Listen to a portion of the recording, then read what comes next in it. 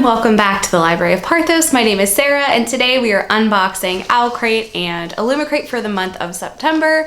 Really cool thing about both of these boxes, as you'll notice, the handy dandy spoiler cards are relatively the same color, and that is because the same book was in both boxes. So today we'll take a look at all of the other bookish goodies that are inside the boxes, and then when I've unboxed both boxes, we'll talk about the book and I'll show you each version of the book and talk about which one I will probably keep if I decide to keep any at all once I read it. So let's go ahead and get started. As always, we will start with Owlcrate today. The theme for September 2023 is Drown Your Secrets. Spoiler cards ready to go, so let's take a look at what's in the box. First item at the top is a lovely book journal. The front says Gods of Our Own Universe, and the back says the problem with knowledge is its inexhausting cravings. Take a look on the inside. It's just a bullet journal. Very pretty. Love stationery of any kind, so can't wait to use this, though I do have quite a few journals that I'm gonna have to get through before I get to this one. This journal is inspired by the Atlas 6, which I've not read.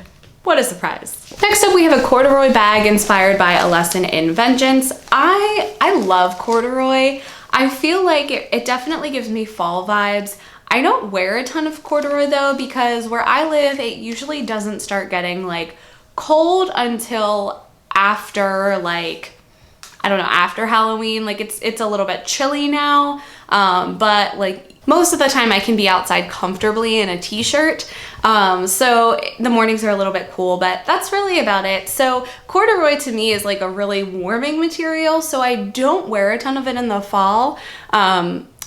Not until the winter, but I do love a good corduroy. So here's the bag, again, inspired by A Lesson in Vengeance. Super simple, it just has a little patch on it. Very cute. Has a button clasp, and there are some pockets on the inside as well. I feel like this is like a good like bookstore shopping journal, as well as like maybe going to work in a cafe for just a change of environment kind of bag. Like there's room for some pens, pencils, highlighters, that sort of thing, and some light materials. So definitely get use out of this. I like stationery. I also love bags. Next up, we have some tea from the Riddle Tea Shop. This is the Bodleian Library tea from A Discovery of Witches. I've not read that, but it is one on my radar for this time of year, and I'm hoping to get to it very, very soon. Inside this, it is natural cream flavor, white cornflowers, and chamomile. So sounds like a really nice evening before bed kind of tea. Next up, we have an item inspired by one of my favorite YA books that I've read recently, The Whispering Dark, and it is a lipstick case, which is super cool. I don't own any lipstick cases. I remember being like a little kid and I had a couple of lipstick cases that like I think my grandma had given me, or like an aunt had given me, and I just played with them all the time. And you know how like when you're like a little kid, you can get those like plastic makeup kits that are like, they're all just toys. Like it's a hair dryer with like beads in it, so it makes noise. Like it sounds like it's drying your hair, and like a plastic lipstick. So like I used to keep those in a lipstick case and carry them around in like a little plastic purse or something. But now as an adult, I do frequently use lipstick or something on my lips. I don't like my lips to have nothing on them, so I will absolutely use this. On the inside, there's a mirror, and then there's just like a thin slot for lipstick. I think this would be perfect for like a liquid lip and like a liner, and then maybe like a chapstick or something.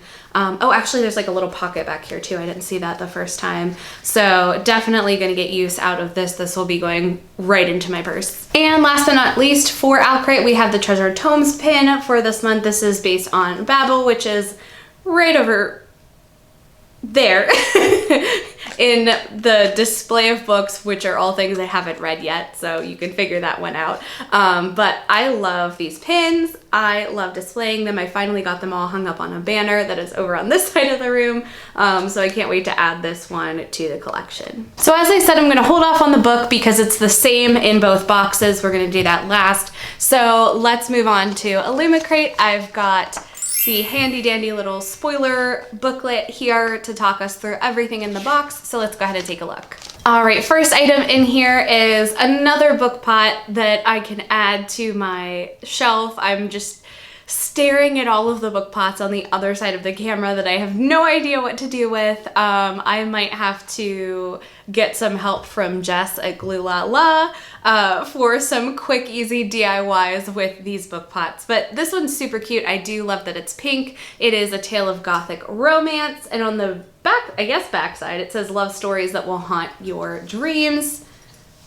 Super cute. So I don't know what I'm gonna do with this. Next up we have a magnet, which I don't see in these boxes very often, but this is the Kissed by Death in the Window magnet inspired by Belladonna. It seems like really heavy, so I'm kind of concerned that it might just like fall. My fridge is like really annoying because, so it's like 2 doors and then it has the freezer on the bottom. The right door is magnetic, I think. No, none of the doors are magnetic. The doors aren't magnetic. Sorry, I had to think about that. Only the sides of the fridge are magnetic. So all of the magnets and like things that I need to hang on my fridge are hanging on the side, kind of like in an alcove. So like they're really hard to see. So anytime I get a magnet, I'm like, oh, great. Like, what am I gonna do with this? But I do have a filing cabinet that I have started putting magnets on. So this will make its way to the filing cabinet in our office. Next up we have a bowl, Cosy, I think it's Cosy. There's only one O, so like phonetically I think it's Cosy. This is inspired by a Mexican Gothic. There are 2 patterns. I'm assuming that these are, I don't know what these are. So some kind of flower on the outside. I thought they were poinsettias, but I'm not positive. Inside there is some kind of fungus. I know that that's what this is because I have read Mexican Gothic. It is one of my, I wouldn't say favorite books because I don't think it falls into a favorite category, but in my video about books that kind of made me love reading again, it was one of the first that I read where I realized how much I enjoyed like fantasy romance. So it's definitely more of like a nostalgia thing. I appreciate it for what it did, and I did enjoy the book. The end was a little bit just like gross for me, but I really did like it. So it's got a special place. I don't really know what that place is, but it's got a special place. So anyway, I eat a lot of soup in the winter, actually all year, but mostly especially in the winter. So I'll definitely be using this for my soup bowls. Most of these I don't think are microwave safe because I think you have to use a specific thread. And the spoiler card doesn't say anything about it being microwave safe or not, so I think I'll probably, just to be on the safe side, wait until the bowl comes out of the microwave and then place it in here. But next up we have a puzzle based on If We Were Villains. I have never heard of this until now, so I'm really intrigued by just the title alone, so I'm definitely gonna look into this. I do love puzzles, I just don't do them very often. And actually I was just reorganizing my board game closet and noticed that there was like a big basket of puzzles in there. A couple from book boxes, a couple other ones that have just been collected over the years. So I'm thinking maybe this winter when, you know, there's really nothing else to do, maybe I will try to get into puzzles and get through some of these. And that brings us to the end of both boxes. So let's go ahead and take a look at the book. In both crates, we had A Study in Drowning by Ava Reid. I read The Wolf and the Woodsman by Ava Reid 2 winters ago, I think. It's a great winter book. Highly recommend it for like January, February when it's super cold and snowy outside. It was a really good romance, fantasy romance, I guess. Highly recommend it. I think I got it in Illumicrate actually. So I was really excited to see Ava Reid's name on these books because I already know that I like her writing style. So let me read you the quick summary of this story and then we'll take a look at each of the versions from Owlcrate and Illumicrate. So Effie Sayer has always believed in fairy tales. She's had no choice. Since childhood, she's been haunted by visions of the Fairy King. She's found solace only in the pages of Angarad, author Emrys Myrddin's beloved epic about a mortal girl who falls in love with the Fairy King and then destroys him.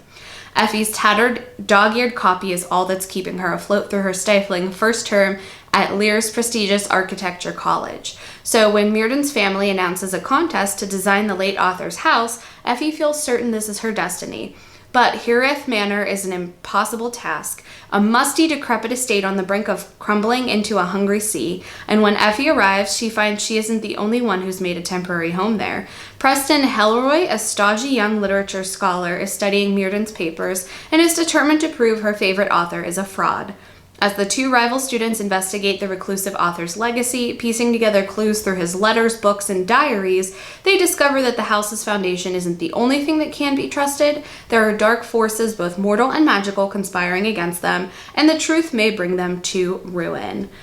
I feel like that summary is just kind of all over the place. We've got the potentially like dark academia aspects, we've got like the old crumbling house, we've got like the rivals, we've got, it sounds like there's going to be some sort of like fae element to it. I am thrilled about these books. So let's take a look at each version. First of all, this is the one that came in the Owlcrate box. It has beautiful like iridescent kind of dust jacket on it.